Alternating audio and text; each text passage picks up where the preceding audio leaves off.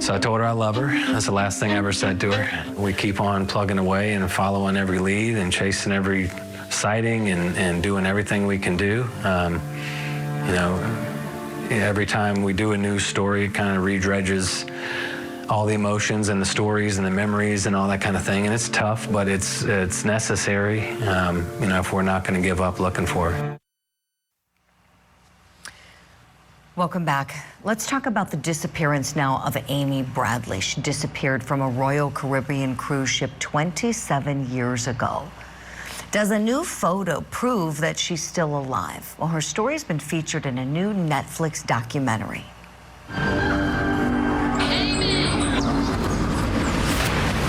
Around 5:30 in the morning, I saw Amy on the balcony. 6 o'clock, woke up again. She wasn't there. He said, I've been looking for Amy, and I can't find her. We check every inch of the ship. The captain came in. He says, the FBI have searched. Your daughter's not on this boat. Years after Amy's disappearance, somebody sent her parents a photo from a sex worker website alleging that it was Amy. Here it is. Take a look at this. Now, FBI technicians compared the photo to older photographs of Amy, and they said that it was a match. So is it really Amy Bradley? And why has the investigation gone cold? Let's talk about this. Still with me, high-profile attorney Mark Begnaud, and want to welcome in private investigator from Black Ops Private Investigations. He's also a former Army National Intelligence Officer. We thank him for his service to our country, Manuel Gomez. Manuel, let me begin with you on this. Amy Bradley, is it her in that picture? What do you say, please? I did some serious research this weekend into this case, Julie, and I gotta be honest with you. There is no doubt in my mind that the 2005 photo of that lady is Amy. There is no doubt. I'm 100% sure. I'm even willing to bet my license on it. But the fact is that this case has gone cold because the FBI and the investigators hired by the family failed to do their job. They weren't properly trained in search and rescue. This is a case where you have to infiltrate the sex traffickers organization, and the only way you do that is you have to pose as a John, try to purchase women. Okay, and I did that in 2 other cases of mine where I recently rescued a girl named Carol Gerardo from Colorado doing the same exact thing, and that I was able to purchase her from the sex traffickers. You need to infiltrate. This family has wasted thousands and thousands of dollars on investigators who were useless, and the FBI, their hands are tied. They're not gonna go in there because, one, they need permission from the country. She needs to hire someone, unfortunately, like me, or guys with that experience. And the Amy's family, if you're listening, please look on the websites of the investigators you find and make sure that they have that investigative experience of rescuing and searching people. If you don't see it, don't hire them. Wow, this is incredible, Manuel. You know, we often sing your praises because of how knowledgeable and seasoned you are. You've also served with the NYPD. You've done so much in your career. You've actually gone in and infiltrated, you know, a ring like perhaps the one that she's part of. And the way you explained it, by doing that, you're able to get the victim to safety. It's incredible. They should hire you. The family should hire you, Manuel, to work this case. It would be my honor. Oh my God, I know it would be. I put my money on you any day, my friend. You are incredible. This family, our hearts are breaking for this family as we're seeing them do these interviews in the Netflix doc. I want to play a clip from Amy's brother, Brad, and then Mark Begnaud. I want to come to you on the other side, please. The door was open where it hadn't been before, about 18 inches or so, and she wasn't there. One of the shirt that she had on was laid across one of the chairs in the room. The cruise line's key card system doesn't register when you leave the room. It only registers when you use a key to come back in. I was sitting by the pool on the top deck and, you know, exasperated and kind of in shock and realizing, you know, the reality of what was happening. He came up and the first thing he said to me, and keep in mind this is before any announcements were made publicly, said, "I'm sorry to hear about your sister." I'm sorry to hear about your sister. Wonder who he was talking about there, when he said he came up to me.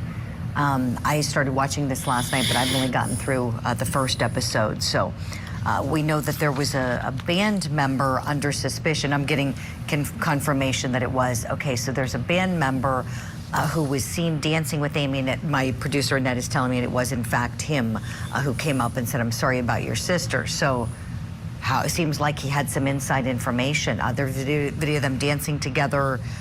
Apparently, Amy told her brother that he made like some kind of a pass at her, a little bit of a sexual pass of some sort. Just kind of mentioned it when they were talking when she was out on the balcony. Legally, what recourse does this family have? Mark, when I was watching episode 1 last night, I was feeling so bad for them because it felt like they were helpless when they had a bad feeling and they knew she was missing, and they're going, here, we're out on international waters, you know, we're near Curacao, that we're not here where there's police we can call, there's onboard security, but they work for the cruise company. Really tough. I would love your thoughts, please, Mark, on the position this family is in, and what, if anything, you think they can possibly do now. I think that that's a very good point, Julie, that there is a real amount of helplessness that they must have felt at the time and still now, given what you're pointing out, that this is international waters. It's not like it's happening in whatever state they're living. They can reach out to local authorities. They can reach out to the FBI, who can do investigations. You know, there's just so much less that you can do in a situation like that. And I can't even imagine how helpless the family must feel in, you know, interacting with private security for the company, who obviously has some level of interest in, well, finding it, but also, you know, they're not hired by the public. They're not paid by the public. They have potentially other interests. I think that, you know, what they've been doing and what the investigator was talking about just now was hiring private investigators is an avenue that they can pursue. But again, as the investigator was talking about here, you know, it's hard to vet a private investigator for somebody who doesn't swim in those waters. And so if you don't have a lot of experience and a lot of know-how, you don't know exactly what you're going to get. But that sounds like it's probably, you know, in terms of things that they can do proactively, there's hiring private investigators, there's getting the word out in things like, you know, in the media and in Netflix specials. But, you know, again, there's not an FBI that has jurisdiction there that they can call to go in and do a thorough investigation. Right, Mark. Yeah, it's so tough. I mean, because, gosh, you know, what might, if she is on the island of Curacao, you know, what might they tell us if we want to, you know, we want to cooperate, go fly a kite? Who knows? Manuel, tell us more, please, about why you think this is her. Maybe my better question for you to ask would be, do you think she's still alive? Could there be hope that she is still alive today? Well, usually the life expectancy for girls like this range from 3 to 5 years, and then they usually kill them and drop them in a hole. The fact that that picture shows her at an older age, there's no doubt in my mind she was alive at that time, and that she was most likely what they call a good earner, and that's why they kept her around. The one thing that this family needs to do to find their daughter is they need to go online to Curacao, Barbados, to the escort sites. They will advertise. All the sex trafficking cases that I have done, they advertise online. Now, usually, and they're very lucky, the faces are blurred out and you just see the body. So they are very lucky they got this clear picture this time. But they will be online and they will be able to see where she's at and potentially purchase her. I don't recommend for them to do it. Again, it's got to be a seasoned combat veteran, somebody who's counter-intel like myself that knows how to do it. Relying on the FBI, let me tell you something, Julie, the FBI doesn't deal with the sex trafficking cases we have now. We have Babylon escorts in New York where they advertise women. We need to take this to another level. They need to get to a seasoned investigator to look at these websites, and then that's how they can save her.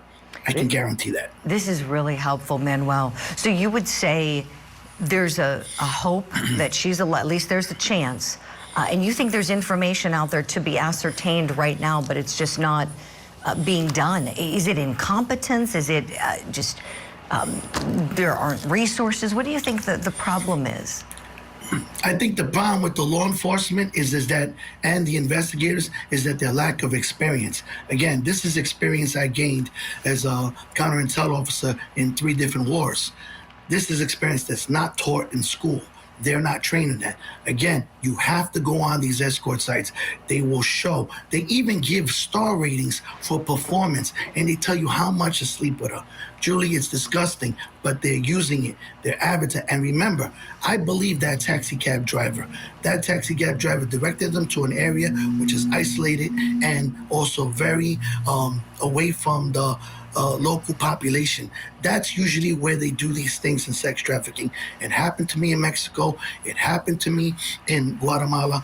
I went and got these girls, and they were in locations like that. And both times, I used the taxi cab driver. Why? Because the taxi cab drivers know all the local gossip, and they know where to take the American tourists. And I posed as a person doing a bachelor party, and that's how I rescued the ladies. Oh, man, well, God bless you. You are incredible. You've done so much great work throughout your career. You need to write a book.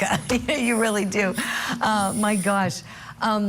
So thinking about also these facts with Amy Bradley, I don't want to ignore the possibility that she could have gone overboard. Mark, let me turn to you on this. Some of the facts that are a little bit strange is that, there's no evidence that anybody entered her stateroom or the cabin where her parents were staying, her brother was staying. They're all sleeping. Nobody heard anything. She was out on the balcony, maybe went back in, the door was open, but her shoes were still there, her top was still there, and her dad saw her there at 5:30 in the morning laying on a lounge chair. There are some people of the opinion that she may have either jumped overboard or been pushed overboard and may not be alive today, sadly. Your thoughts on those facts, Mark, as we know them now? Julie, before I saw that picture, the more recent picture that I agree looks an awful lot like her. If that's a doppelganger, if that's not actually her, then my first thought was that, the simplest explanation tends to be the correct one. And, she'd been out drinking and dancing, presumably drinking, I don't know, but we know she'd been out dancing in the club area of the cruise ship until late at night. And then she gets back, her dad sees her on the balcony 1 minute, and then 20 or 30 minutes later, he looks and she's not there. The simplest explanation is that she fell or jumped, and it's just that, and she, her body never washed up, and it's a horrible tragedy, but it's just that. Though I will tell you again that photograph that's on the screen right now certainly gives me pause when I say that the easiest explanation is the correct one. Great insight and analysis from you both. Mark Bagno, thank you so much. Manuel Gomez, big thanks to you. Just incredible. We'll keep talking about this case. Manuel, I know you've got other cases you're working. Black Ops, Private Investigations is your company. Thank you very much.